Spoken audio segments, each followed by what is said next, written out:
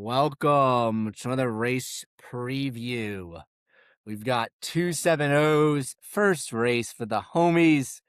It's the first race for a lot of partners, so congratulations to those that are entering their first race as owners. It's a very exciting time to be alive. We're very, very excited for 270 to make his first start for us. He'll be rocking the orange and purple on Saturday at Oaklawn Park. We will be the last race of the day. Post time is 5:40 p.m. Central Standard Time, so that's 6:40 p.m. for those in New York and New Jersey on the East Coast. He's running for a $32,000 claiming tag in a race that is restricted for 3-year-olds and upwards, which have never won 2 races. And he's going 3/4 of a mile, aka 6 furlongs. Nick, what do you think of our chances here? Yeah, so another full field, another last race of the day. Pretty similar to Una there. Little bit different here, right? 270 has won a race before. So that's why we're going into a race for horses that have never won two before. 20 to 1 morning line as well. 270 has been working pretty good in terms of numbers. Last work put up a bullet work, which means it was the fastest work of the day at that distance. Went 5 furlongs in 1 minute flat. So that's definitely encouraging. This time of year, it would be nice if we were able to get in a race that was restricted to 3-year-olds. But sometimes when we do entries and stuff like that, it's just kind of how it shakes out, right? So we face the competition that we're going to face on Saturday here. I think it's a good race. I think it's a good race here. Definitely a competitive race. There's some horses in here that have pretty respectable figures. I wouldn't say there's any, surefire horses in here. Again, all these horses have only won one career start. So yeah, I think it's a pretty good bunch here. Should be a pretty interesting race. Yeah, I agree. I think you could tell this PSR kind of tries to translate who's kind of coming in with the best figures recently. Obviously you can see there's a 21 point gap between us and the 11 horse. An older horse, more established for sure. Um, he is a 3-year-old 270, so typically you could see horses make some rapid improvements from 2-year-old to 3-year-old. He hasn't raced in 87 days, so he's been on the shelf since his win at Churchill, which was against non-winners that were in for $20,000. So overall, I think he does need to improve a good bit to win here. You could certainly project some improvement, but at the end of the day, I don't think this is a race where I'm gonna, completely overreact if we finish, 7th, 8th, ninth. I'll be ecstatic if we finish in the money here. We tried to enter for 3 different 3-year-old restricted races, and none of them went. I don't know where all the 3-year-olds are at Oakland Park. I guess all of them were trying for the $1 million Southwest last weekend. But I think it's an important thing to note that, he is facing older here. He is off a little bit of a layoff. I do think, particularly with these one-turn sprint races, being a little bit older is a big advantage. Just because to kind of think about the type of horse and the type of makeup a horse needs to have to win a sprint. So going 1 turn versus a route going 2 turns. A younger horse might be able to compete with older horses around 2 turns, simply from the fact of some of those horses that are older may not want to go that far. And a lot of times it's more of a test of a horse's fitness than of a horse's pure power, speed, strength versus, with a sprint race. Typically, the horses are on the motor from the beginning. They're not really asked to relax. So you're really having that extra year of, muscle growth, bone development that definitely helps with these 1-turn sprint races, particularly on the dirt. So I do think he is a little bit of against it there. I do think that, he's one that I'm looking forward to potentially stretching out in the future. We kicked around, stretched him out. Even on Saturday, I think we entered him for an 8.5 furlong 3-year-old restricted race that didn't go either. We would like to eventually get him going a mile 2 turns at Oaklawn, so that could be the next step here. His family, so his mom and his siblings, so his mom his record you can see here. She was a pretty nice grass horse, as you can see.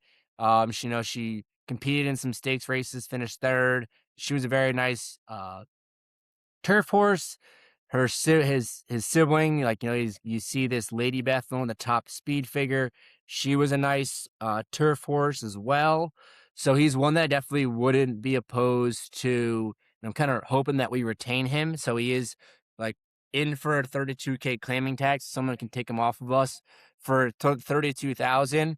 We bought him for 20,000. So we'd probably recoup the majority of the money that we've spent to get him the 90 days since his last race if he was claimed, and the purse money would probably just be a cherry on top or get us close to break even on him.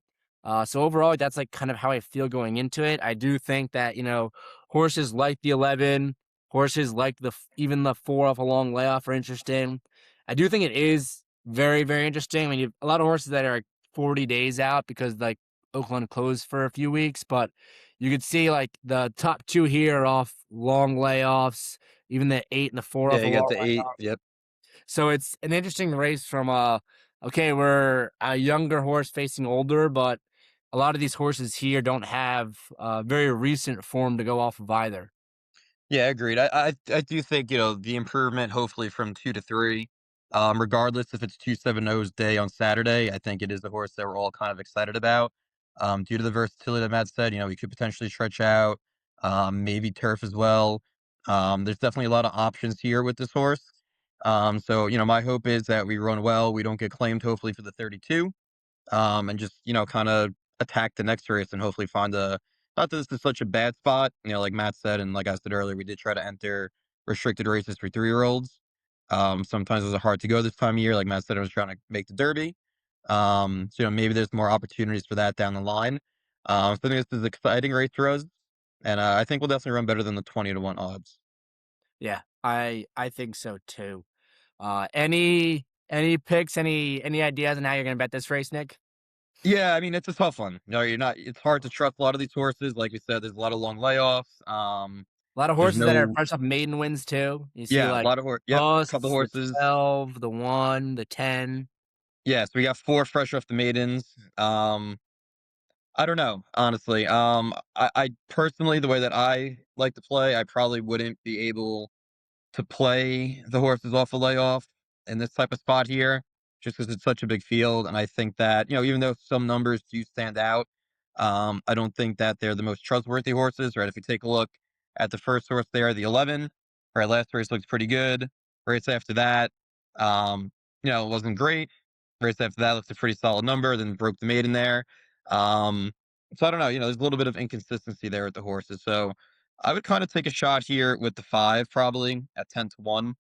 I think it's the most consistent in terms of numbers there. There's not really a lot of big jumps or big falls. It's pretty solid across the board. So I'd go with the 5 and then throws in there as well. Yeah. I think I had the same exact thought at the 5 circled. I think 10-1 would be a gift on him. Yeah. So, I mean, I think the 11 is one that definitely we have to respect, and I do think what's nice about this little snapshot here, it tells us how many days since their last race. So, the 11 hasn't raced in basically 100 days. The race where it ran, here at an allowance race for a nice 94 number. So that was fresh off a layoff there. So I do, when I look for horses that are coming off of a little layoff, I like to see, okay, how did they do in previous, trips to races after some extended time off? And it looks like he's one that has handled that in the past before. He's also down in class. He last was seen in for a claimant tag of 80,000, dropping here for 32. But 8-5 chalk on a horse, 100 days off a layoff is a little bit hard to swallow. So I do think the 5 is definitely worth playing. Like Una's race, that is a little bit later in the evening on Saturday. Closing the card, it could be a good one to if you're playing the late pick 5, it could be a good way to spread or, but the way I like to play pick 5s, I like to spread in the first 4 legs and then take a stand in the last leg. So if I get there, I could hedge. So I might honestly just single the 5 and then spread and see if I could hedge my bets when we get there. I like that. But who knows? But yeah, we're looking forward to return to the races. We're looking forward to introducing people to the race day experience, kind of all everything that goes with it. I'll be there personally. I think we might have one or two other guys that are going to be out there, so looking forward to catching up with them. We'll have the live stream going as well, so going to be a fun Saturday for everybody. Any other closing thoughts, Nick? No, I think, again, exciting, that we're back in the entry box, or a couple days out now to the race. So, get the ball rolling on this year here. And then, again, I think there's going to be a lot of positive moments for 270 later on this year as well. For sure. Exciting times ahead. Looking forward to continue to chase first with the homies here. So good luck, everybody. Appreciate your trust and support.